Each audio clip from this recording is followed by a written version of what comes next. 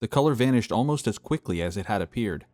Dorian blinked once, still crouched beside the fallen artifact, turning the mask slowly in his hands as if nothing unusual had happened at all. Cassian stared intently. The glow from the nearby vat painted the iron floor in shifting green light, and for a moment he wondered if he had imagined it. The fight had been brutal. The air in the chamber still tasted like molten metal and burned leather. His pulse was pounding hard enough that his ears rang. But he knew what he had seen. Dorian. The artificer looked up from the mask. Yes? Cassian stepped a little closer, studying his face. Dorian looked confused.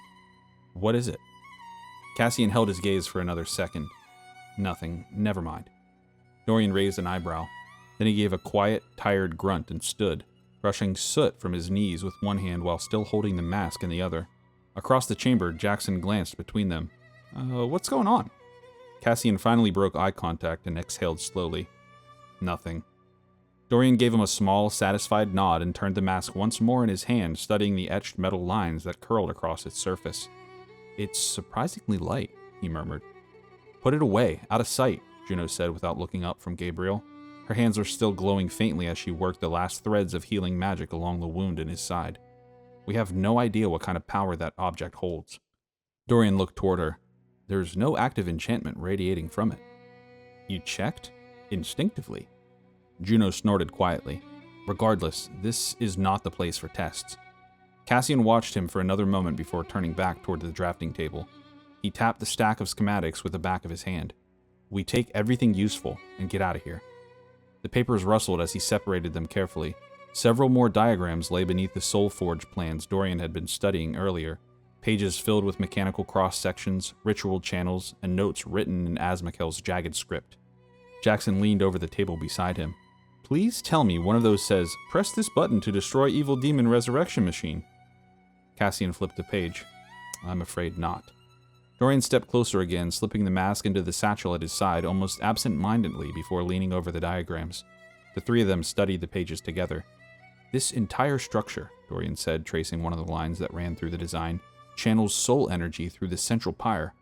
Yes, it seems that way. Jackson squinted at one of the notations. And these pipes? Conduits. For what?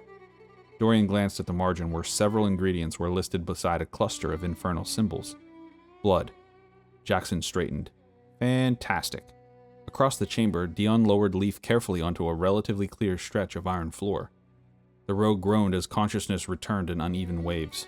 Why? Leaf rasped, eyes barely open. Does everything hurt? Because you were blasted, Dion said helpfully. Leaf squinted at him. Thank you, Mr. Obvious. You asked, Dion said with a shrug. Juno finished binding Gabriel's wounds and sat back on her heels, wiping soot from her hands. How bad? Cassian asked. Gabriel managed a weak smile. I've had worse. Juno shot him a look. He hasn't. Time to go, Cassian called out. He gathered the most important pages from the table and rolled them carefully before sliding them into his cloak. Saberic was still moving through the chamber methodically, forcing open another crate and quickly scanning its contents before closing it again. More Justiciar steel, he called. Leave it, Cassian replied. We've got what we came for. One more thing then, Saberic called back. The group watched as the armor-clad wall of a man made his way to where the demon had fallen. He knelt and picked up the severed head that lay only a few feet from its body and tied it by its hair to his belt. Brother, ew, Jackson gagged. Saberic looked around. What? Just in case no one believes us. Dorian shot a glance at Juno, who had Gabriel slung over her shoulder, and the two of them shrugged. Still gross, Jackson replied. The group moved for the sewer exit. Dorian lingered near the foundry table. Cassian noticed and frowned. You comin'? Dorian didn't answer immediately. He walked a few steps toward the central platform, examining one of the enormous mechanical arms that hung above the vat where Azmakel had been working. Up close, the machine was even more intricate than it had appeared from a distance. Dozens of delicate joints allowed the arm to rotate and pivot in precise arcs, each movement guided by a lattice of runes etched into the metal housing. Dorian reached out and brushed soot away from one of the control plates. It's remarkable, he said quietly. Jackson sighed from the stairwell. Dorian, we're leaving, remember? It's not playtime in the demon foundry. Dorian looked back at the machinery. You go ahead. Cassian's brow tightened. You're staying? For a little while. Juno stepped down from the stairs again. Dorian, why? Dorian gestured toward the forge. Because this place wasn't built only to make weapons. Cassian folded his arms. We know what it was built for. Yes, Dorian said. His gaze moved slowly across the runic channels and control plates. But that's not all it can do. He turned back toward them. For years I've had a fragment of Thorin's soul, he said quietly. Dorian gestured toward the towering infernal machinery surrounding them. This forge can house souls. His voice was calm and certain. And finally, I have the tools to give my brother a body. He looked up at the group with tears welling in his eyes. I won't be long. I can build something for him before morning. With a somber nod of approval, Cassian and the others turned and left Dorian in the forge and returned to the streets of Braxia through the sewers the same way they had entered. Morning came with a gray wash that crept across the warped floorboards and the long wooden table in the center of the room. Dust drifted lazily through the light like pale smoke. For the first time in days, the house was quiet. The fight in the forge had wrung the strength out of all of them. Armor lay scattered near the entryway where it had been dropped the night before. Blood-stiff cloaks hung over chairbacks. Empty bottles and half-used bandages crowded the table where Juno had worked late into the night stabilizing Gabriel's wounds and checking on Vera. Cassian stood near the window with a mug of something Dion had brewed that was supposed to resemble coffee. It tasted like burnt tree bark and regret, but it was hot, and it kept him awake. Benny sat lazily in between him and the still unconscious Morningstar on the couch nearby. Cassian stared out at the narrow Braxian street below. The city was already alive by the time the group stirred. Vendors shouting, carts rattling over cobblestones. Somewhere nearby a woman laughed too loudly and too early for Cassian's liking. Behind him, a chair creaked. Leaf shifted at the table, squinting at the light like it had personally offended him. Tell me, he muttered, rubbing his temples, that someone else's skull feels like it's being used as a drum. Dion told you, you caught an explosion, Dion said cheerfully from the kitchen alcove. That does explain the echoing. Juno glanced up from where she sat beside Gabriel. You're lucky you remember anything. Juno turned her attention back to the warlock as he sat upright. The bandage around his ribs had been replaced sometime during the night, but even beneath the fresh cloth, the dark veins spreading from the wound were still visible. They had crept farther. Not by much, but enough. How does it feel? Gabriel followed her gaze down to the wound. Like something inside me is slowly deciding I don't belong here? That's reassuring. He smiled faintly. At least I know what my wife feels like. Twinsies. Well, there's that too, I guess, although I doubt she'd want that for you. Cassian finally turned from the window. Dorian should have been back by now, he said. Jackson shrugged. He said he'd meet us here. Leaf squinted toward the front door. Incoming. Before anyone could question him, the heavy door slammed open. The sound echoed through the house. A moment later came the unmistakable sound of metal dragging across wood. Everyone looked toward the entryway. Cassian set his mug down. What the hell? Dorian appeared as a shadow in the door. He looked like he had not slept. His coat was streaked with soot and dried grease, his hair more disheveled than usual, and his gauntlet was blackened nearly to the wrist. Behind him came the scraping sound again, metal against wood, slow and heavy. Dorian stepped aside slightly. Careful, he said over his shoulder. The thing that followed him into the room ducked beneath the doorpost. A giant metal automaton that stood nearly 7 feet tall. Its frame was built from overlapping plates of dark metal and brass scavenged from the forge, each piece shaped and riveted together with meticulous precision. Thick mechanical joints connected the limbs, reinforced with braided cables and etched runic rings that glowed faintly blue along their edges. The torso was broader than a man's, built to house the intricate mechanisms inside. The head was made of thin plates of rounded brass with a hinged bracket forming a mouth, and 2 bright glass lenses gleamed where eyes should have been. A familiar blue orb cast a radiant light from inside the helm. Good morning, the giant metal figure said politely. Jackson nearly fell out of his chair. Did he just talk? Dion leaned slowly around the kitchen doorway. His eyes widened. That, he said carefully, is a big metal man. Leaf stared at the towering construct, then back at Dorian. I was unconscious for part of yesterday, he said slowly. So correct me if I'm wrong. He gestured toward the enormous metal body. You built a walking fortress for your brother, who as of yesterday was an owl? Dorian brushed soot from his sleeve. It's technically an arcane-powered automaton chassis. Right, my bad, Leaf replied, holding his head. Cassian stared at the machine. Juno rose slowly from her chair, eyes moving carefully over the towering construct. You put Thorin in that? Dorian adjusted one of the control rings on the automaton's wrist. Transferred his control core into the primary lattice, yes. Thorin's head rotated almost completely around to look at her. I am Thorin. Pleased to meet you, the giant observed. Jackson leaned back in his chair, still staring. I'm going to need a minute to process this. Dion stepped closer, circling the automaton cautiously. He knocked once on the metal plating. The sound rang deep and solid. Dion is impressed. Most of the structure already existed, Dorian replied. Azmakael was using it as a fabrication frame. Cassian folded his arms and studied him for a long moment. Then his gaze shifted to the towering automaton. Well, congrats. I'm glad that it worked, he said as he stepped forward, placing a hand on the automaton's chest plate. The metal hummed faintly beneath his palm, alive in a way that made his instincts uneasy. So, Cassian said quietly, you ready for this? Thorin stared back. According to my calculations, I was born ready.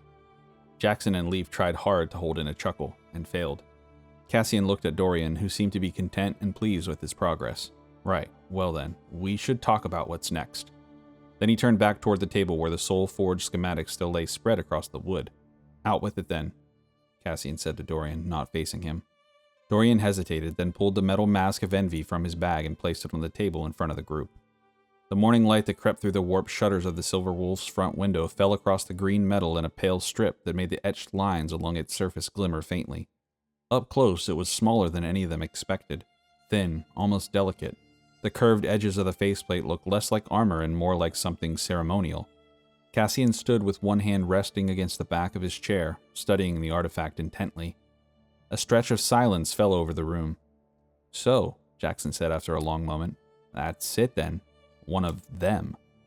Dorian didn't look up from the schematic spread beside it. Yes. Leaf leaned forward slightly, squinting at the thing from the other side of the table. The bruising along his temple had faded a little with Juno's help, though the stiffness in his posture made it clear his head still wasn't entirely pleased with him. Hard to believe something that small is the key to all of this. Gabriel rested his forearms against the edge of the table. Well, not the only key, he said quietly. Just one. He looked at the mask again. One of 7, according to the literature. Cassian finally pulled out the chair and sat, folding his arms across his chest as he studied the object between them. 1 down, 6 to go. He leaned back slightly in his chair. That leaves 6 other monsters somewhere in Kjlovania wearing pieces of Xavier's soul. Dorian turned one of the pages beside him, glancing briefly toward the mask as if it were part of the same puzzle. Each mask is a fragment, he said, a shard of the same whole. The whole being Xavier, Leaf said. Yes, and now we know for sure these masks exist. We have to assume their existence is the reason the Church and his followers believe he can be resurrected. Gabriel nodded. Dorian finally reached forward and slid one of the parchments closer, tapping the edge of the soul-forged diagram with 2 fingers. They're preparing for this ritual. They intend on channeling energy to bring Xavier back, he said. Azmakael was building the infrastructure. And supplying weapons for the Church, don't forget that. They are helping to spread the wither. They will call it holy justice. I've seen this cycle before. This is not new rhetoric for religion. Sabaric added from where he stood near the window. Jackson exhaled quietly. So the Church spreads the disease, the demon builds the machinery, and together they bring Xavier back to life. Gabriel's gaze moved from the papers to the mask. Unless we stop it first. Dorian leaned forward slightly, his eyes scanning a particular section of the schematics where several notes had been written in tight infernal script. That may be easier said than done. Cassian glanced at him. What do you mean? Dorian turned the parchment so the others could see it. This design requires very specific ritual alignment, he said, tracing the outer ring of symbols with 1 finger. Jackson squinted at the page. You're gonna have to translate that into words that don't make my head hurt. Dorian looked up. The blood moon. The room fell quiet again. Juno adjusted in her seat. So the clock is already running. Yes. Cassian rubbed his jaw thoughtfully, which means if we want to stop the ritual, we need to know how this works and where it's happening, Gabriel finished. And how Xavier split his soul in the first place, Juno added. Which brings us back to the journal. Cassian nodded. Xavier's own writings, Cassian said quietly. His journal would contain the only first-hand description of the ritual that created the masks, and potentially reveal the means to undo it, Gabriel added. Jackson leaned forward again, resting his elbows on the table. Remind me where that journal is supposed to be again? Cassian's gaze drifted briefly. Castle Drumhold, in the Holopass Mountains. Leaf whistled. If the journal is still there, then we have to find it, Cassian finished. The words settled over the table. None of them had said it out loud until now, but the implication had been hanging in the room since the moment the Soulforge schematics were unrolled. They could not stay here forever. Not with the church moving and the blood moon approaching. Jackson squirmed. So the plan is we march into a centuries-old fortress buried in the snow up in the mountains, he said. Break into a sealed vault built by paranoid dwarves, and steal the personal diary of the man trying to destroy the world. Cassian considered that for a moment. Yes. Okay, good. Just making sure I understood, Jackson replied, sighing. Dorian reached out and turned the Mask of Envy slightly where it rested on the table, the metal catching the light again as he studied the thin runes etched along its interior edge. Juno noticed immediately. Leave it, Dorian. It's best we don't handle that too much. Dorian lifted his hand away without argument, but his gaze lingered. Cassian sat upright and looked around the table. All right, he said. If Drumhold is the next step, we... A loud knock cut the sentence in half. Everyone froze. Benny let out a low growl from the ground near Vera. Cassian's head turned and looked toward the entryway. Another knock followed. Harder this time. I believe someone is at the door, Thorin stated simply, cutting the tension. Leaf snorted. Thank you, Thorin, Cassian said dryly, rising from his seat. You are welcome, came the reply. The chair legs scraped softly across the floor as he pushed it back and stepped away from the table. Jackson did the same and moved slowly toward the front window and peered through a crack in the shutter. He froze. Oh. Cassian didn't look away from the doorway. How many? Jackson's voice dropped. A lot. Black armor filled the courtyard. Night Guard.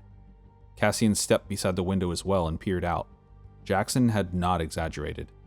Night Guard soldiers lined the entire block. Several held crossbows angled toward the building. Cassian exhaled slowly. Well. Behind him, Dion appeared again from the kitchen. Friendly? Cassian shook his head. No, afraid not. Another heavy knock struck the door. Not impatient, deliberate. The kind of knock that expected obedience. Leaf stood carefully, wincing slightly as he straightened. That seems unfriendly, he said. Sabarik had already moved to the wall beside the stairwell, one hand resting lightly against the pommel of his sword. What are we doing? He said quietly. Juno glanced toward Cassian. Do we run? No, Cassian replied after a moment.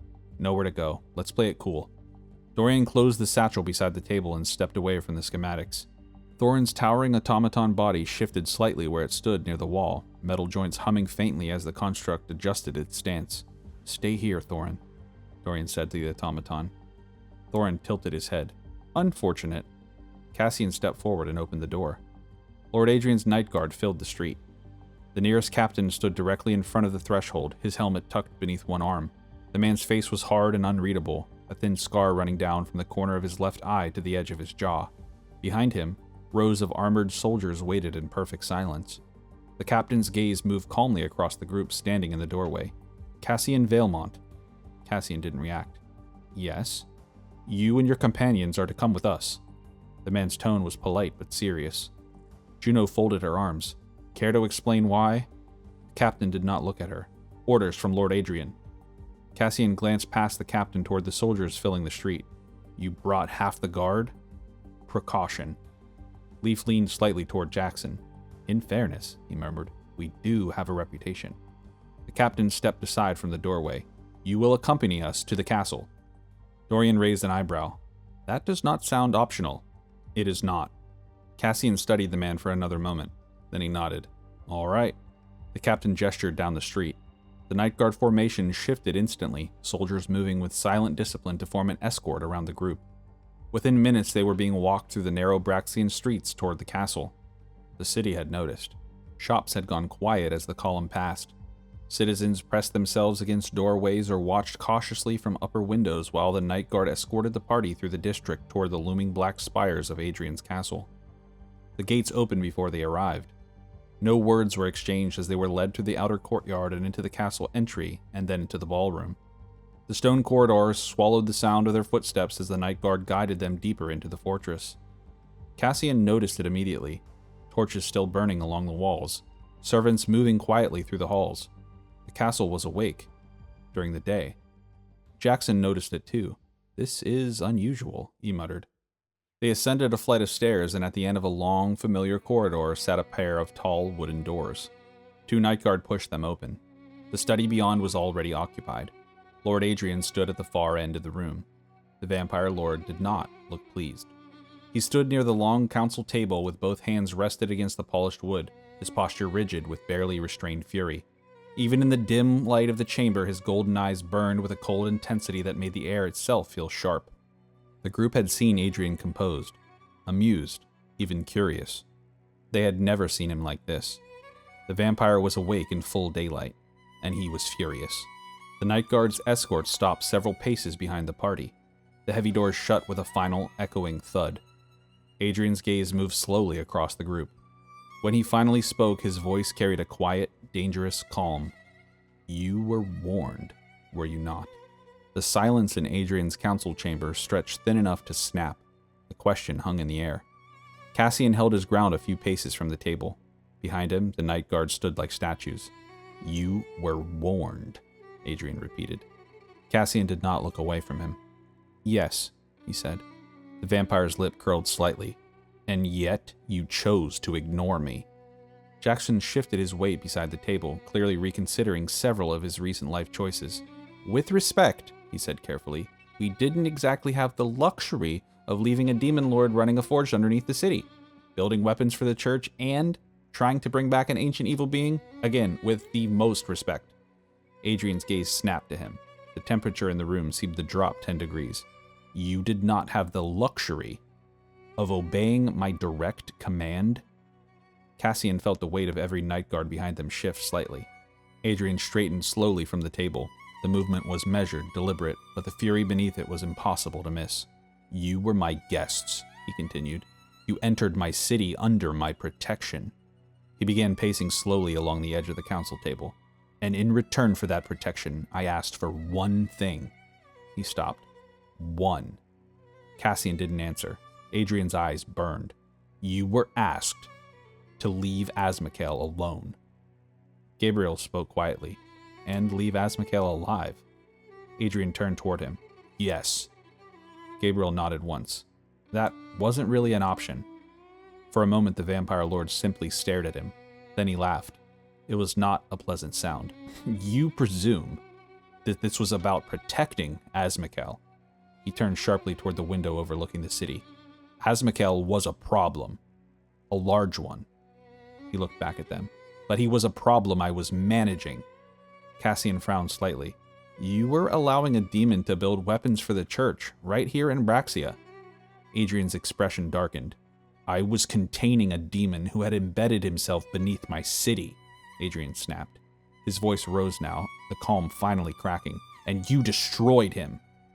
The vampire's gaze moved slowly across the group again. "Do you have any idea what that has done?" No one answered. Adrian pointed sharply toward the door. "The moment that creature died, the world felt it." Cassian's brow furrowed. "What do you mean?" Adrian's smile was humorless. "He had one of Xavier's fragments, did he not? He was wearing one of the masks." His eyes flicked briefly toward Dorian. The room seemed to shrink. "Those masks are connected," Adrian continued. "Every piece of him is connected." He began pacing again, faster now. "When Azmakael died, the others felt it immediately." He gestured toward the window. "And the ripple traveled." Cassian felt a cold weight settle in his chest. "Traveled where?" Adrian stopped walking. "Everywhere. To the other 6 pieces and their armies." Juno frowned. "So you knew the masks were real? That Xavier's return was possible? And you didn't confirm that for us?" Adrian's gaze returned to her. "You are dealing with a creature who fractured his soul across 7 artifacts designed to anchor his existence to this world. You are not ready for this. You cannot think yourselves capable of stopping this. There was always only one option: survival." He spread his hands slightly. "And now, Braxia has been tipped off of the edge of the knife that I have kept it on for centuries." The vampire straightened slowly. "For centuries, Braxia has remained neutral. A city that thrives because every faction believes it is safer to leave it alone." His gaze drifted across the room. That neutrality is now gone. Jackson frowned. Because we killed a demon? Because you killed a demon under my roof after I explicitly forbade it. Adrian's voice lowered again. You made this city part of the war. Make no mistake. Cassian studied the vampire lord carefully. So now you have to choose a side. What side are you choosing? He asked. Adrian looked at him, then around to the rest of the group. My first instinct, he said calmly, was to bleed you dry. Leaf blinked. That seems unnecessary, does it? Adrian flung his hands toward the city. My nobles are already furious, he continued. They believe I allowed outsiders to destabilize our city.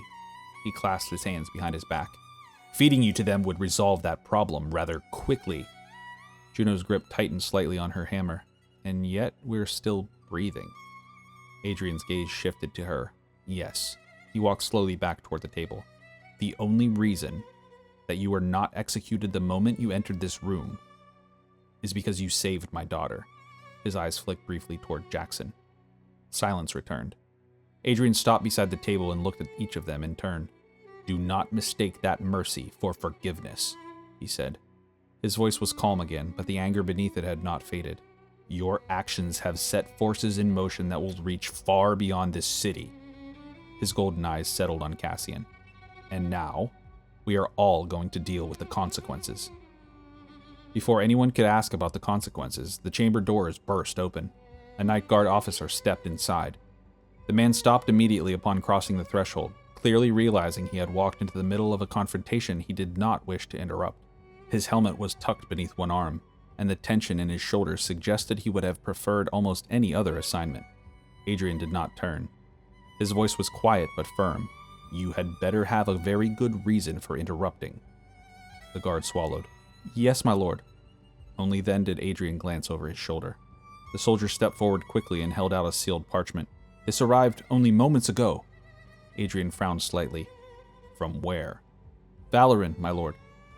The words shifted the air in the room. Adrian took the parchment. The wax seal stamped across the roll bore the unmistakable symbol of the Crimson Sun. The vampire lord broke the seal with a flick of his nail and unrolled the document. His eyes moved across the page. The faintest trace of a smile crept across his face, but it was not amusement. It was the expression of a man watching the final piece of a disastrous puzzle fall into place. Well, Adrian murmured softly. He lifted the parchment and began to read aloud. Hear, O flock of Kjlovania, hear the voice of the Crimson Sun. The death of Archbishop Corvinus has not dimmed the flame of God's truth, but kindled it brighter still. His blood cries out from the earth, testifying to the price of disobedience and rebellion. Cassian felt the temperature in the room drop. From his passing emerges clarity. The hand of God is upon us, and his justice comes swiftly. The veil of false peace has been torn away. The vampire's eyes flicked briefly toward the party. Kjlovania is stained by sin. The arrogance of kings, the heresies of elves, the pride of sorcerers, and the blasphemies of those who set themselves above the church. Leaf shifted uneasily. Adrian continued. These sins have brought forth the inevitable, the return. The ancient master of the night rises not by chance, nor by the cunning of demons, but by the will of the Almighty, who punishes and purges as he restores dominion over this wayward land. Let none call this a curse. It is a correction. Let none call this doom, for it is deliverance. Juno's jaw tightened. Those who resist the ordained judgment are enemies of heaven itself. The sword you raise, the spell you cast, the defiance in your heart are rebellion not against man but against God. Cassian could see the anger building behind Adrian's eyes. Such rebellion is blasphemy, and its end is fire, torment, and everlasting ruin. Therefore, by divine mandate, I, Bishop Glavius of the Crimson Sun and rightful shepherd of Kjlovania, decree the following.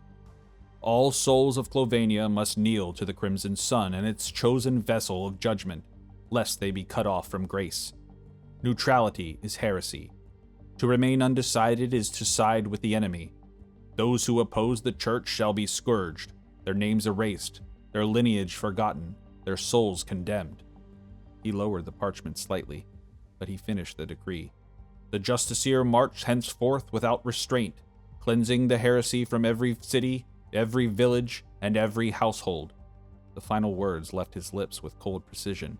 So let it be written, so let it be done. Bishop Glavius, keeper of the Crimson Sun. The silence afterward felt heavy enough to crush stone. Adrian looked up. His gaze swept across the party again. Corvinus, he said quietly. Did you think his death would go unpunished? This is what your actions have accomplished. This is what your brazen foolhardiness has wrought.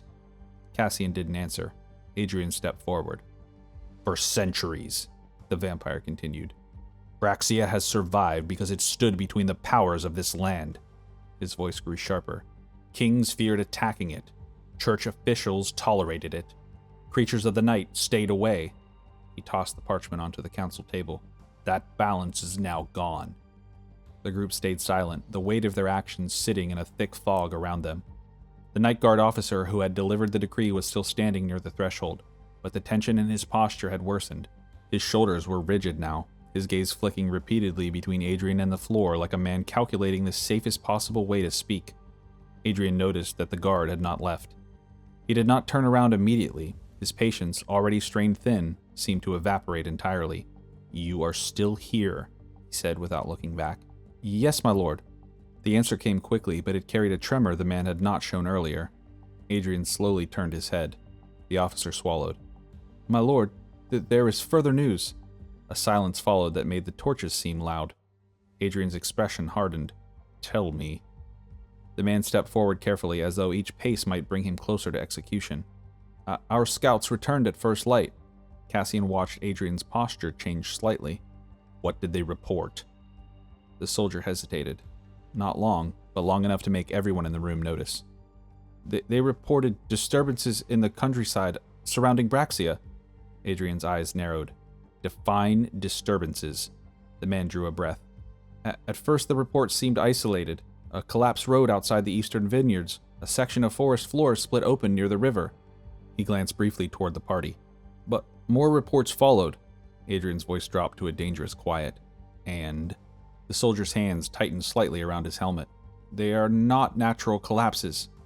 Cassian felt a cold weight settle in his stomach before the man even finished the sentence. They are tears. Tears? In the earth, the guard clarified. He gestured downward, searching for the words. Large ruptures in the ground, some wide enough to swallow wagons. Where? Adrian asked. Across the countryside surrounding the city. The guard hesitated again. And further south. Cassian already knew what he was going to say. Toward Withermarsh.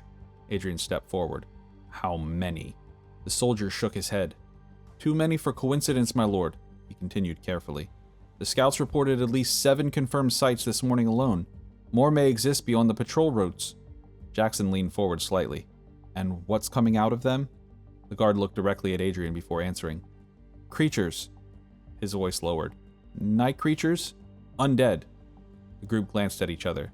Some of the fissures appeared deep. The scouts reported shapes moving far below the surface before the first of them even began climbing out. He swallowed again. Gabriel leaned forward against the table. How many? The soldier hesitated, then answered honestly. Hundreds, my lord. Perhaps more. Adrian's face had gone perfectly still. They do not appear to be spreading randomly, the guard continued. The scouts tracked several of the groups after they emerged. He looked at the floor briefly before finishing the report. They are gathering. Cassian folded his arms slowly. For what? The soldier finally lifted his eyes again. For what looks like a siege of some sort. The word echoed faintly in the stone chamber. They are moving north, he said, toward the city. Another silence followed. The torches crackled softly along the walls. Adrian began to laugh. It was not loud. It was not joyful. It was the laugh of someone who had just watched the final piece fall into place. Of course they are, the vampire murmured. He looked toward the window overlooking Braxia, where the gray daylight filtered faintly through the high glass. The masks awaken, he said quietly. The church declares holy war. His golden eyes returned to the party, and now the dead are climbing out of the earth. He spread his hands slowly across the council table. Well done. Truly. The sarcasm was razor sharp. It appears, Adrian continued, his voice calm again in a way that felt far more dangerous than his earlier anger, that Braxia will be under attack within days. Dorian was quick to respond. Sir, if I may, it seems that we were right about the collaboration between Xavier's faithful and the Church. They are planning to resurrect him. It was inevitable. We tried to tell you, did we not? This is my city, and it is my responsibility to keep its residents safe, regardless of what the world decides to do or how to carry on. It has always been my responsibility to decide how that is achieved. You have taken that choice away from me now, despite you being correct in your assumptions, he replied. The chamber fell silent. No one rushed to fill the space. Juno broke the silence first. If those creatures are moving toward Braxia, she said carefully, you're going to need every sword you can get. Adrian did not look at her. Oh, I assure you, he replied quietly, my city has survived worse threats than wandering packs of the undead. You have all overstayed your welcome and used up my patience. The officer shifted slightly. My lord, the scouts reported organized movement. That caught Adrian's attention. Organized? Yes. The soldier nodded. They appear to be forming ranks. That, he said softly, is new, but it doesn't matter. We will prevail, as we always have. Dorian stepped forward. My lord, one more thing. Adrian's eyes shifted toward him. Dorian met his gaze calmly. There is something else you should know. Cassian glanced at him. Adrian folded his arms. Speak carefully. Dorian nodded. When we entered Azmakel's forge, the demon was not alone. Adrian's eyes narrowed slightly. Explain yourself. We overheard a conversation, Dorian continued. Azmakel was meeting with someone. Someone? Adrian repeated. Dorian nodded. Your emissary. The effect was immediate. Several night guards shifted in place. Adrian's gaze sharpened. Sebastian? My confidant? Yes. Cassian stepped beside Dorian now. We heard him clearly, he said. They were discussing shipments, weapons, the ritual to return their lord. They were talking about Xavier, Gabriel added quietly. The vampire lord's expression did not change. You are accusing my most trusted advisor, Adrian said slowly, of treason. Dorian held his gaze.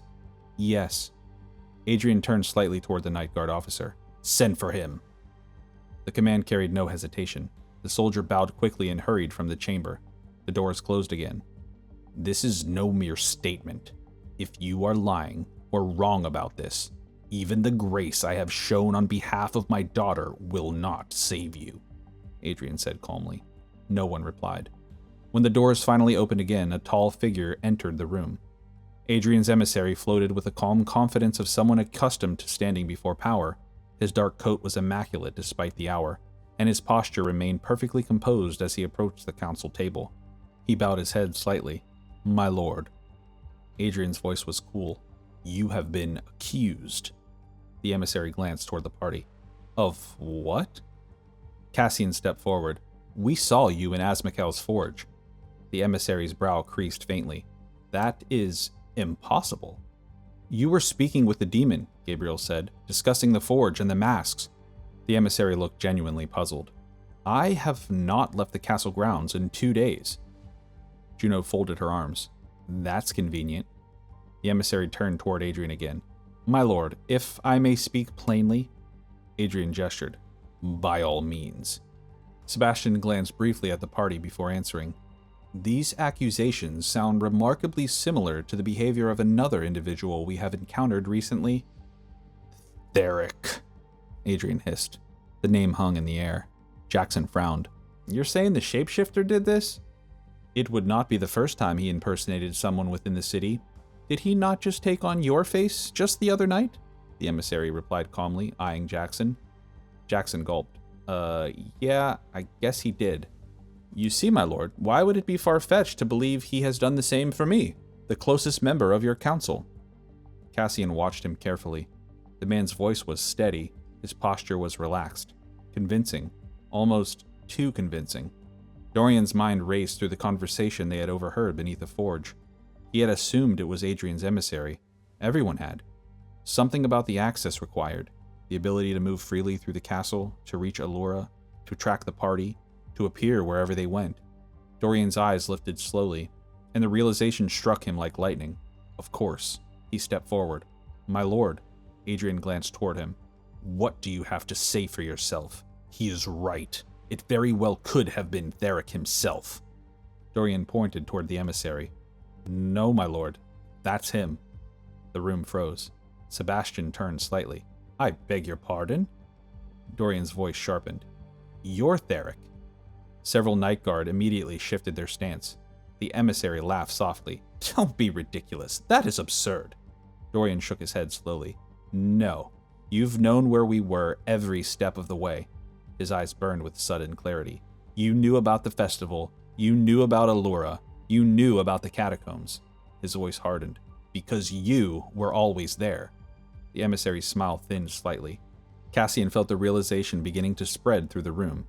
Dorian took one more step forward. His voice dropped to a near whisper. "You replaced the emissary." Dorian's eyes locked on the man standing across the table. "You killed him. And you've been wearing his face ever since." The emissary stood exactly where he had been, one hand resting slightly against the back of a chair, his expression still composed, though the faintest tension had crept into the corners of his eyes. Adrian did not speak. For several long seconds, the vampire lord simply studied the man across the table. Cassian could almost hear the thoughts moving behind those golden eyes. Adrian straightened slowly. "You claim," he said at last, his voice like a razor's edge, "that Sebastian is in fact Theric." Dorian held his ground. "Yes." The emissary gave a soft, incredulous laugh. "My lord, with respect, silence!" The word cut through the chamber like a blade. Adrian stepped forward. The torches flickered as he moved, shadows sliding across the walls behind him. The vampire's eyes never left the man standing across the table. "You have served in this castle for decades.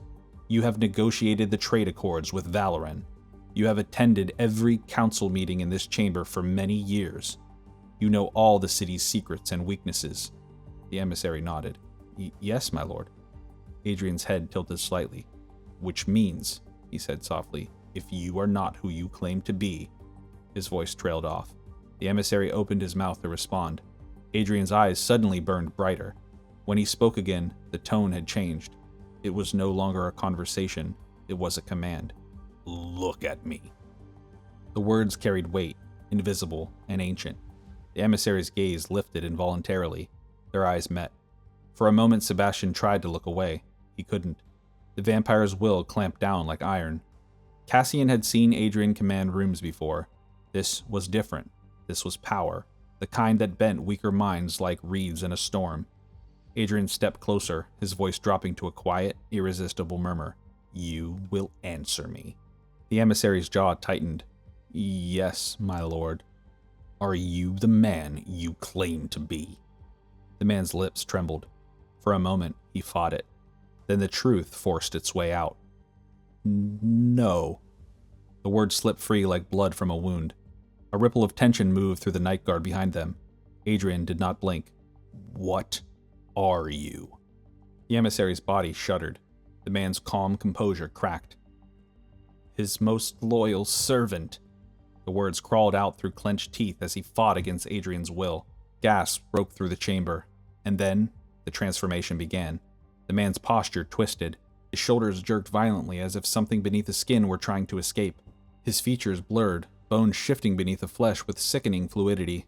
The familiar face of Adrian's trusted emissary rippled like disturbed water. The illusion collapsed. Skin pulled tight. Eyes enlarged. The figure standing before them was no longer the composed court official who had entered the room minutes earlier. It was Theric, the same pale-skinned, predatory creature who had stalked them through Braxia's shadows wearing a twisted smile. Time stood still for a brief moment. Then, Adrian exploded into a black mist. The vampire crossed the distance between them faster than Cassian's eyes could follow. The next moment, the mist had reformed and Adrian's hand was around Theric's throat. The impact drove the shapeshifter backward into the stone wall with a thunderous crack that shook dust from the ceiling beams. Adrian lifted him effortlessly off the ground. Theric's feet kicked uselessly against the stone as the vampire's fingers tightened around his throat. "You!" The fury in his voice was no longer restrained. It was primal, raw. "You have worn the face of my court." His grip tightened. "You have stalked my halls." Theric's lips curled into a faint, choking smile. Adrian's eyes blazed. And you laid your hands on my own flesh and blood. The shapeshifter tried to speak. Adrian did not give him the chance. With a snarl that sounded far closer to a beast than a nobleman, the vampire lord drove the creature again against the wall. Stone cracked beneath the force. The vampire's composure had vanished. What remained was a predator defending his territory. Adrian's other hand shot out. His claws tore through Theric's collar, gripping the creature's skull with brutal precision. For centuries, I have kept this city balanced on the edge of a knife, and you have dismantled it as a rat in my sewers. Theric weakly laughed through the choking pressure.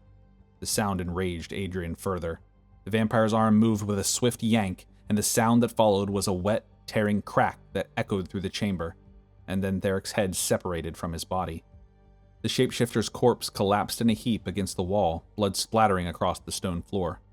Adrian stood over it, chest rising slowly, the severed head still clutched in his hand. When Adrian finally turned back toward the party, his golden eyes still burned with the fading embers of fury. "This," he said coldly, dropping the head on the floor with a sickening thud, "is what treachery earns in my city."